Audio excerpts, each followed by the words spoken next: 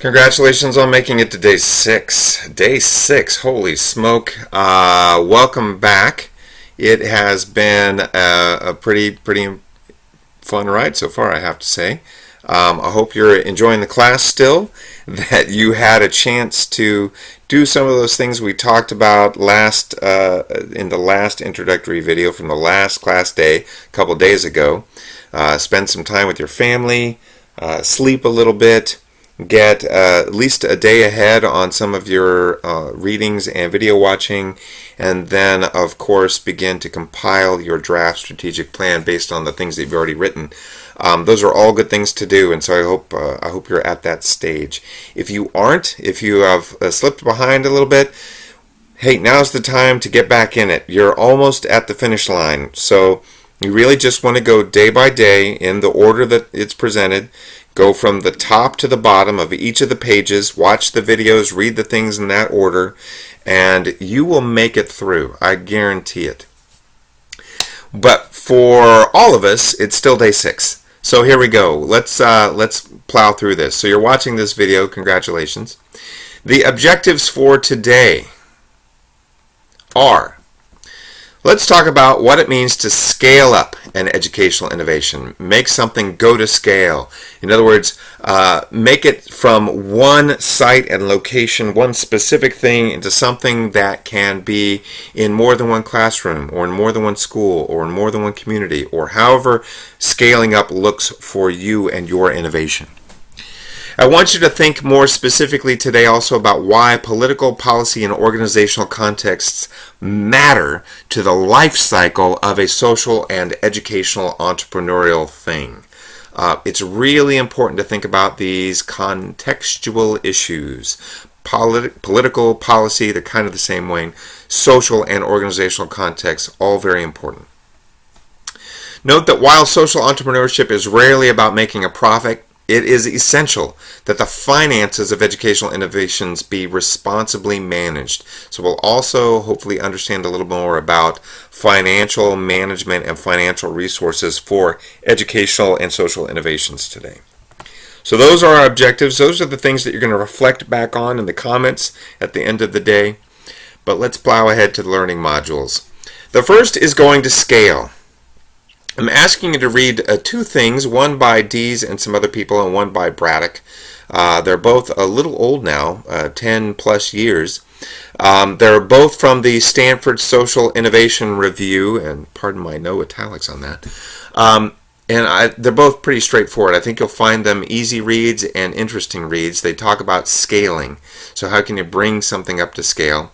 And then just to top it all off, we have a video from Johanna Mayer talking about scaling up innovation. Now, one of the things that you may have noticed in some of the literature, especially the more businessy related literature that deals with social entrepreneurship and innovation, is that there are a lot of generalizations that are made. And I'm not saying that's a bad thing, but sometimes they talk about ideas very abstractly or very generally without talking quite as specifically about implementation. And then other times, like the Wolk and Kreitz book, it's all about implementation. But even that can sometimes have a little bit of an aesthetic air to it, or a little too abstract for me sometimes. You might get some of that feel from these going to scale readings and video.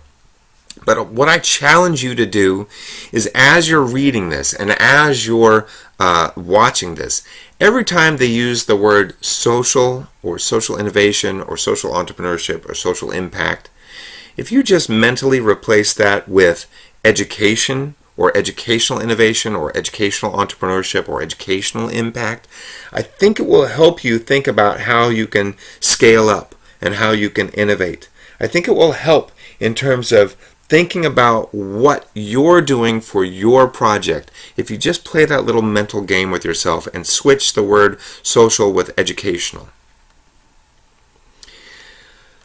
You have two more modules. They are both readings. They are both going to be linked by the time you get to this day. One is, of course, the case study. It's super short. You don't have to skim this. This is short enough for you to read. If we blew it up, then we could. It's simply thinking, what if we erased all the rules? What if we said we don't already have taken for granted assumptions about what education is, or what schooling is, or what learning is, or what youth is, or what anything is. And we just said, here's a problem, we'd like to solve that. What would we do? Don't worry about the limits that currently exist. Don't worry about the resources that you do or don't have. Don't worry about the policies or the ideas or those who are in the way, those obstacles. Just think about, if we were just visioning the best solution, what would it be? That's going to be really important, because that will help you when you're thinking about balancing these ideas of both scaling up and thinking about finances. You're eventually going to be limited. We know that. We live in a world that has limitations. Okay. But you got to dream a little bit in order to scale it, in order to manage it soundly. So this section here in the middle, this is about dreaming. Bring it back to dreaming a little bit, right? We're still kind of at that milestone moment. But at this point, it's very easy to get bogged down in the details. And I want you to be detailed in the things that you write. Don't get me wrong. But if you lose the spark in your head, if you lose the vision for what it could be if all the rules were erased, you lose your edge when it comes to innovation and risk-taking. Okay. Enough preaching there. Let's talk about financial management for a second. Here's the problem. Social innovations don't make money. Education is not a profit business. That's a problem when you're trying to do something innovative, when you're trying to do something entrepreneurial. It takes some sort of financial resource to get it off the ground and to keep it going. So managing your entrepreneurial idea or social or educational innovation from a financial standpoint is going to be crucial. You have to have that as part of your plan. You have to think about in your strategic plan how you're going to handle the money part of this, because it's not going to be done for free. Okay. Application activities. You are going to be drafting the second half of your of your implementation strategy, and specifically of the organizational capacity building section or subsection of your implementation strategy section. Whew, there's a lot of words there. You're going to be looking at the Wolk and Kreitz example on page 112. It's going to have these sections in there, from technology to public policy to performance measurement to risk mitigation. These are all things that you will find in the reading. They're all pretty straightforward, I think, common sense ideas, but if you have questions, of course, ask me, ask your classmates. We'll find an answer for you. You're going to then post comments and questions on our course site right down here, right here at the end of this page. And remember, the way that you're going to do that is by reflecting on these objectives. What did you get out of the readings and the videos and the assignments that helped you achieve these objectives? What questions do you have? What concerns? What comments? What critiques? It's all appropriate. Remember, it is all about getting to the finish line now. I know you were tired after everything you did today and for the past 6 days, but please take a few extra minutes today to work on your ongoing draft that you created over the weekend for your final assignment. Revise what needs to be revised, update what needs to be updated. All right? You need to keep on that. You can't just wait until the last day to get that all done. You're in the home stretch, folks. The light is at the end of the tunnel.